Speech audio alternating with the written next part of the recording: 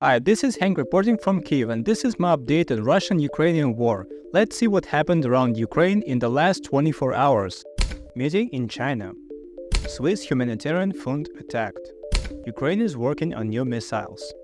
Olympics in Paris. A.M. Cassandre. Interview with Commander-in-Chief. Minister of Foreign Affairs of Ukraine, Dmytro Kuleba, paid an official visit to China. As far as I understand, this is the first such trip of our diplomats since the start of the full-scale invasion. The summary of this trip is: Russian aggression has destroyed the world and slowed down development, and every new day of war entails new violations of humanity and further erosion of justice. Therefore, it is necessary to end the war against Ukraine, restore peace, and speed up the restoration of our state. I noticed that this wording about ending the war sounds a little different than before. And then I found out this, quote, Ukraine will be ready for negotiations with the Russian Federation at a certain stage if the Russian Federation conducts them honestly, but now Moscow is not showing this. You've probably already heard endless speculations from Russian propaganda that good Putin wants negotiations, but stubborn Ukraine refuses to stop the war and continues fighting, or similar like this. This is an absolute manipulation. We killed so many of your people and are a little tired, why don't you want to make peace? But now I hear mention of negotiations from our side in a conversation with a mediator who has enormous influence on Putin. It is said that the conversation between the ministers lasted more than 3 hours. From my point of view, this is an attempt to persuade China to allow Xi to influence Putin. There are no sentiments here. China doesn't care about Ukraine, but China does care about its international image, about trade with the United States and the Western countries. If China stands between Ukraine and Russia now, in a certain form Ukraine stands between China and the West. Russians shelled the office of the Swiss Humanitarian Fund for Demining (FSD) in Kharkiv. This is what it looks like now. You can see that several floors have collapsed. This is once again a brutal crime like the attack on the World Center Kitchen Bakery a few days before. At the moment, there is no information about the victims and there is no news about this terrorist attack on the FSD website yet, but I will leave a link to it. Most likely it will appear after the publication of this video. President Zelensky made a statement that, I quote, Ukraine is approaching the ability to use its own missiles and over time should achieve maximum defense independence.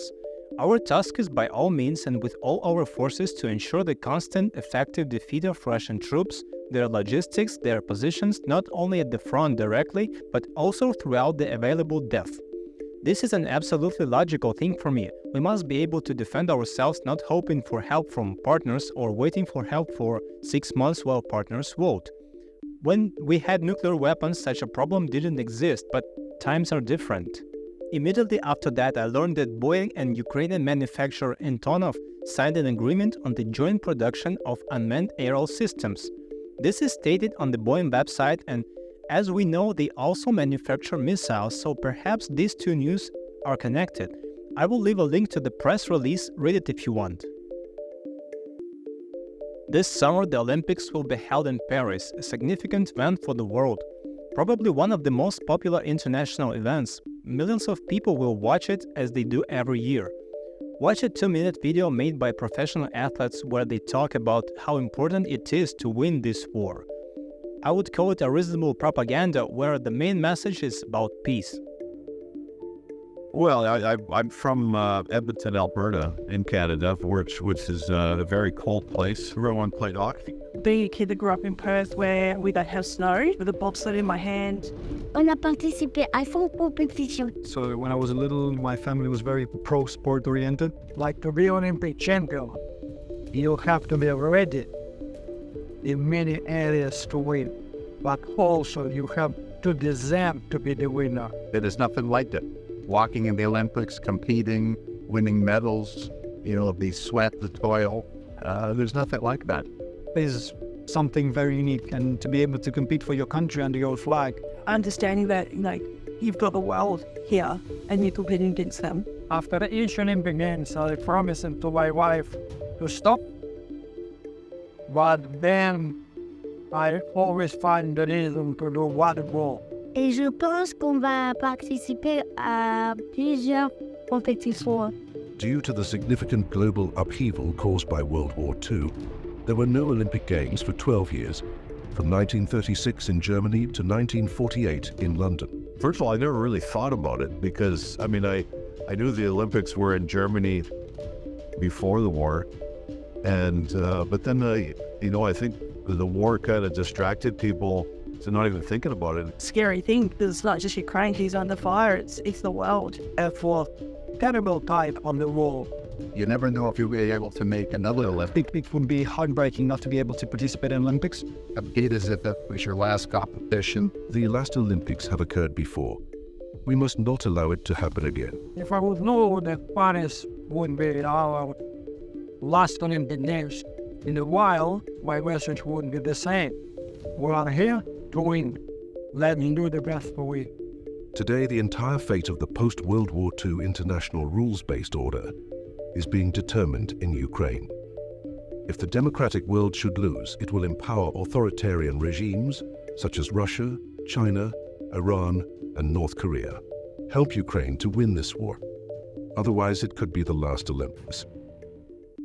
Well, the main idea of the video echoes the saying of Timothy Snyder, a respected historian who constantly said that Ukraine is now living through a period similar to 1938 on the eve of the First World War, but as he says, Czech Republic decided to fight, meaning that Ukraine is like Czech Republic was back then.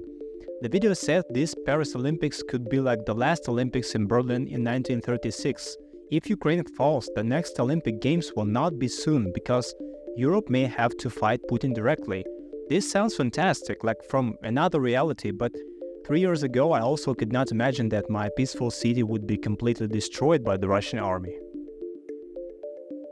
Graphic designers you should know about in 50 seconds. A.M. Cassandre. Born in 1901 in modern-day Ukraine, A.M. Cassandre is perhaps the most influential graphic designer of the Art Deco movement. Cassandre's first poster design for a French furniture store was such a success that it won him an award and made his name recognized in France. Influenced by Cubism and Surrealism, Cassandre's work bridged the gap between fine arts and commercial art. His iconic three-part poster for the French aperitif du Bonnet was among the first posters created to be seen from moving vehicles. Cassandre's designs for French travel companies made his name known worldwide and resulted in collaborations with companies around the globe. He also designed several typefaces, such as Acier, Bifour, and Peignot. His celebrity-like status as a designer landed his designs on the cover of Bazaar magazine. He also designed the famous Yves Saint Laurent logo. Okay, I was amazed that the person who created such famous paintings and logos like Yves Saint Laurent's iconic YSL was from Ukrainian city of Kyiv, which Russia is now trying to either destroy or seize. I'm not saying that this is the original Ukrainian style in graphics and design, but still, even though he was born into a French family, he grew up and developed in Ukraine before moving to France. It is interesting how this happened. The Guardian interviewed the commander-in-chief of Ukrainian Army, General Colonel Syrsky. I will leave a link to the original so you can read it in details if you like. Here are the main points that seemed important to me. Everything else is more or less general statements or a discussion of long-known facts such as that we sank a third of the Black Sea Fleet, or that our drones are approximately equal in effectiveness to artillery, and Ukraine uses smart technological advanced weapons to win against brute force and quantity.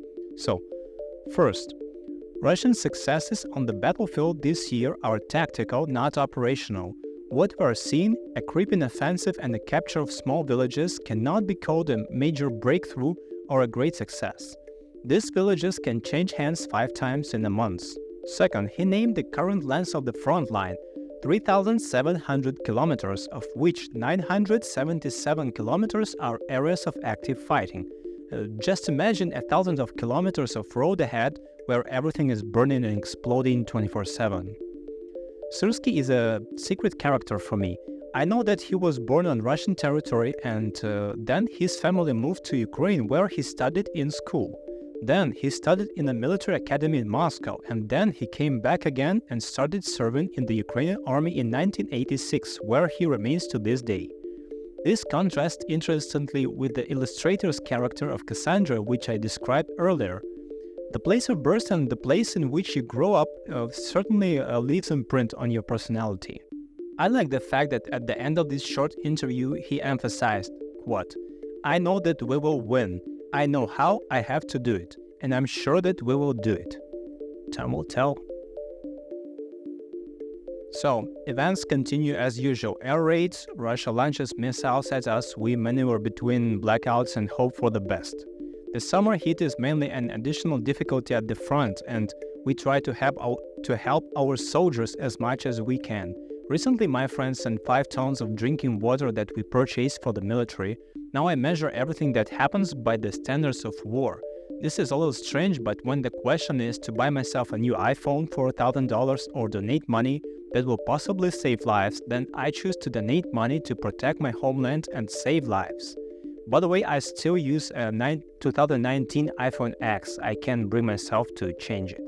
This was an update about the Russian-Ukrainian war for day 882. Thanks to everyone who supports us. I don't know how to promote this YouTube channel, but if you share this video and subscribe, maybe it will help. Take care and hope to see you tomorrow.